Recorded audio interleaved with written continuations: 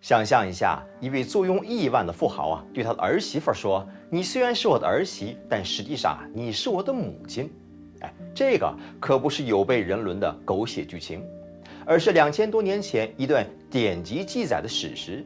这位儿媳妇究竟对自己的公公做了什么事儿，才让公公说出这样的话呢？今天呢，我们就来讲一讲他们之间的有趣故事。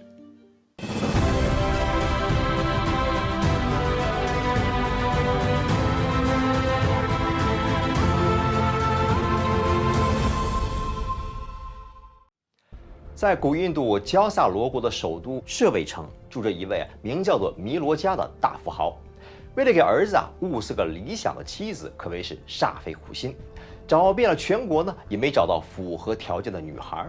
只因为自己的儿子的眼光实在是太过挑剔坚持呢要找到5个方面都具足美丽的女孩才肯娶，包括头发美、肌肤美、牙齿美，外加青春之美少一样都不行。为此呢，富豪还特意雇佣了一支最高规格的寻妻小分队。一天，寻妻小分队在回程途中经过离舍卫城不远的沙指多城。此时天降大雨，街头来来往往的女孩们被这突如其来的大雨打湿了衣襟，不顾形象的是仓皇跑开。唯独一名15、16岁的少女，任凭大雨打湿衣襟，仍旧迈着轻盈的脚步，显得格外的优雅与平静，不禁地吸引了大家的目光。再一看，哇，这姑娘可真美，身材苗条，肌如凝脂，长发飘飘，充满青春之美，太符合条件了。唯一就是没看到她的牙齿到底美不美。于是寻妻大队的领导呢，就上前问道：“姑娘，下这么大的雨，你怎么不像其他人一样赶紧躲雨呀？”这女孩呢，一开口便露出了洁白的牙齿，衬托着红唇显得更美了。她回答道：“正如国王不会像普通人那样跑着躲雨一样，好家庭的女孩也不会跑着躲雨。”女孩的回答呢，如同出自一位高贵公主之口，也确实如此因为整座城市都是他们家盖的。女孩呢，叫做皮舍屈。祖父曾在前世的一次饥荒中将自己和家人仅剩的最后一点食物呢，布施给了独绝圣者，因此今生获得了巨大的福报。家中每个人不仅很有能力，而且享受着令人羡慕的荣华富贵。而皮舍屈呢，更是在久远年代之前，就在莲花上佛前发愿，未来要成为佛陀与僧团布施第一的女施主。前世的夙愿促成了今世的佛缘。皮舍屈在7岁时便见到了释迦牟尼佛，也就在那一次听法当中，他与家人就证悟了出国，成为虔诚的佛教居士，足见这佛缘之深。寻妻小分队找到了皮舍屈的父亲，提出了婚事。很快呢，这门亲事就得到了双方家庭的同意。当得知大富豪弥迦罗的儿子终于觅到了自己理想的妻子，就连这国王皮加斯匿王呢，也不禁的跑来凑热闹，一起跑到沙指多城来迎亲。皮舍屈的父亲为了给自己的女儿准备出嫁的嫁妆，是足足的耗费了3个月的时间，打造了如同小山一般的金银首饰。因此迎亲队伍呢，只能是等了又等。好在皮舍屈的父亲每日是杀猪宰羊好吃好喝的招待着这一大群人。出嫁那天呢，皮舍屈的嫁妆足足载满了数百辆大车，牲口干脆多到塞满了城中所有的街道，这一副让人叹为观止的壮观景象。不过这新媳妇的家庭是如此的富有，都胜过婆家了，这过起日子来会不会很难搞呢？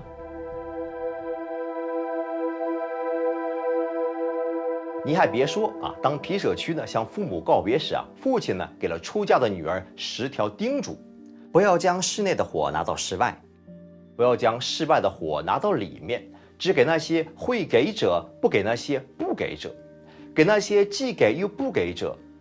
快乐的做，快乐的吃，快乐的睡，注意火，尊敬家里的神。那么这些又都是什么意思呢？这些话是说作为妻子呢，要避免向外人呢说家里人的坏话，而别人家的八卦呢，咱是一句都不听。东西只借给那些会归还的人，对于那些借了不还的不守信义之人呐，咱可不惯着；对于穷亲戚和朋友呢，是尽力帮助，不求回报。看到公婆或丈夫时呢，应站立表示尊敬。用餐前呢，不要自顾自的用餐，先要看看家里人是否都服侍好了，连仆人呢也不能忽视。睡觉前化身检察员，随时巡视家中的安全工作，并看公婆呢是否已经休息了。对待公婆和丈夫呢，要毕恭毕敬，就好像拿着火柴要靠近火药桶一样，那样的小心翼翼。天一亮呢就起床，除非身体不适，否则不要在大白天睡觉。最后呢，把公婆和丈夫当成神明一样敬着。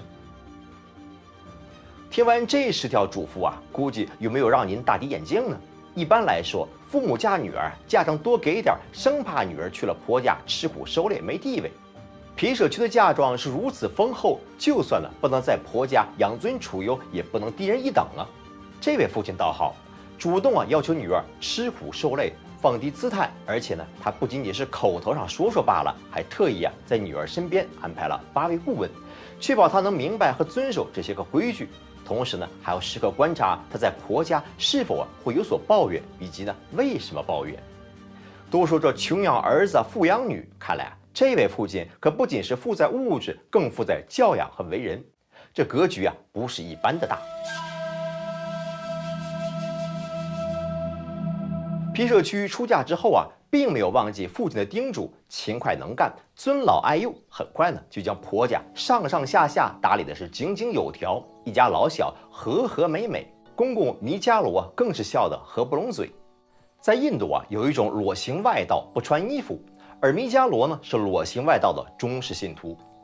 婚后不久的一天，弥迦罗邀请了一群裸行沙门到家中，并准备了丰盛的食物准备盛情款待他们。弥迦罗来到皮舍区的面前，说道：“来，我的好儿媳，去拜见这些个阿罗汉吧。”皮舍区一听到阿罗汉几个字原以为是佛陀座下的比丘来到家中，于是是满心欢喜的来到大厅准备迎接。可见到的却是一群不穿衣服、傲慢无礼的外道，成何体统？顿时把他气坏了，愤然离开。受到冷落的裸行外道是恼羞成怒，指责弥迦罗竟然把佛陀的女信徒弄到家里来，甚至呢态度强硬的要求弥迦罗把儿媳妇赶出家门。弥迦罗只能是尽力的安抚着他们。这天早上，弥迦罗正在家中用金碗慢慢的享受着可口的蜂蜜米粥，站在一旁的皮舍区则轻轻的为公公摇着扇子。这时一位释迦牟尼佛的比丘来到家门前化缘。皮舍区立即站开，希望自己的公公能够看到释迦牟尼的比丘以便能够供养他。可没想到弥迦罗仍旧低头继续吃他的米粥愣装没看见。见到自己的公公对比丘如此的冷漠，皮舍区再也按耐不住内心的失望，对着僧人说道：“走吧，尊者，我公公正在吃不新鲜的东西。”这不新鲜的东西通常指仆人或者是乞丐吃的剩饭。皮舍区是想指出公公一再消耗福德而不积攒福德，这样下去怕来世只有要饭的份儿。弥迦罗听后气得那是七窍生烟要把这皮舍区赶出家门。家里的气氛还从来没有这么火爆过。不过皮舍区从娘家带来的仆人们却拒绝执行这个命令。弥迦罗气不过，就向8位顾问抱怨皮舍区的行为。可在认真商议之后这8位顾问一致认定皮舍区没有任何的过失。可经过这一波风波皮舍区表示我要打包回娘家了。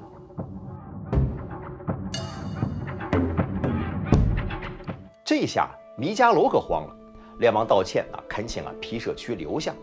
皮舍区想了想说：“留下可以，不过我有个条件，我要邀请佛陀和比丘来家中用餐。”由于弥迦罗笃信裸行外道，因此弥迦罗从来都没有请过佛陀到家中来过。为了能留住自己的儿媳，弥迦罗只好勉强答应下来。不过他听信了裸行外道的谗言，并没有亲自接见佛陀，只是礼貌性的露了一面，然后就退到了幕后。不过在好奇心的驱使之下，自己却偷听了佛陀的讲话。可没成想这一听不要紧，当下就被佛陀的话深深的打动了。随即证悟了出国。他激动万分地从幕后走了出来，无限感激地对皮舍屈说：“你虽是我媳，然实为我母啊。”这里面的意思是说啊，虽然你是我的儿媳妇，但是因为你让我听到了如此珍贵的佛法，犹如我的再生父母。接着呢，弥迦罗走向佛陀，恭敬地触碰他的双足，宣誓呢皈依佛门。所以呢，皮舍屈又称之为弥迦罗母。因为弥迦罗的含义有鹿的意思，所以他呢也被称之为鹿母或者是鹿子母。第二天，皮舍屈再次邀请佛陀到家中用餐，这次连她的婆婆也皈依了佛门。我们可以看到这皮舍屈呢是一位了不起的女性，就不说她富而不骄的品行，更可贵的是她的善良可不是软弱，而是非常的有原则性的。既包括了生活中对别人的友善和无私付出，也包含了对佛法的坚守和坚持。最终呢，不但维护了信仰，还帮助家人也认识到了佛法真理，走上了正确的修行之路。而这对一个人有多么的重要呢？看他公公的表现就知道了，直接把他当作再生父母了。说到这儿必须为释迦牟尼佛这位杰出的女弟子点赞。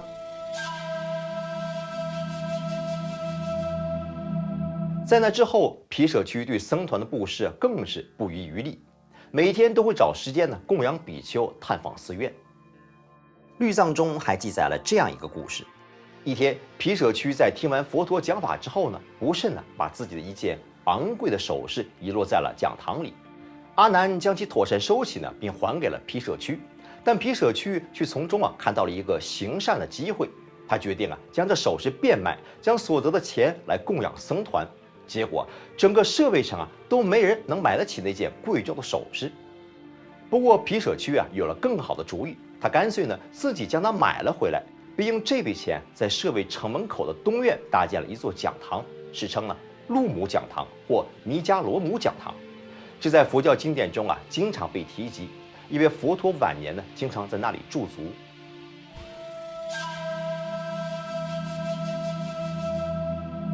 据五分律记载，还有一次，某日皮舍屈打算宴请佛陀及众僧，可没想到当天是突然下起了倾盆大雨，比丘们就到精舍的庭院中脱下衣服露天洗浴。正巧皮舍屈差遣婢女前来邀请佛陀及僧众准时赴宴，不想却撞见了比丘们沐浴的一幕，吓了一跳的婢女不敢踏进院门。最后好不容易佛陀才收到了婢女的通知。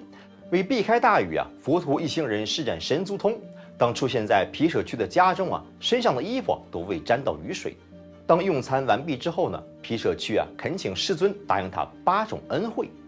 世尊回答说：“佛已永离世间所有的愿望了，你有什么愿望，不妨说来听听。”皮舍屈说自己所希求的绝不是不当之事，于是列举了8项。包括他想为来到舍卫城的比丘提供在雨水中或去河里洗澡时可以穿的浴衣，为生病的比丘提供食物和医药等。世尊又问他这样做想为自己得到什么回报呢？他解释说每当有比丘从别处来到舍卫城拜见世尊，常会问佛陀：某某比丘已经离开人世了，他的灵魂会去哪里呢？佛陀就会告诉他们，这位比丘已经修行到了出国、二国，或者是最高的阿罗汉国。每当此时我就会去询问这些比丘，那位比丘之前来过这里吗？如果他们说有，我就会知道那位比丘曾经使用过我提供的浴衣、食物，或者生病时在这里得到过照顾。每当想到这些我就会感觉到一种说不出的满足和快乐。在打坐中就更容易进入禅定，从而感受到内在力量的提升和心灵的觉醒。这就是我向世尊请求8种施恩所期待的回报。于是佛陀是欣然答应。皮舍屈布施时是发自内心的想帮助僧人，而没有想为自己积累功德。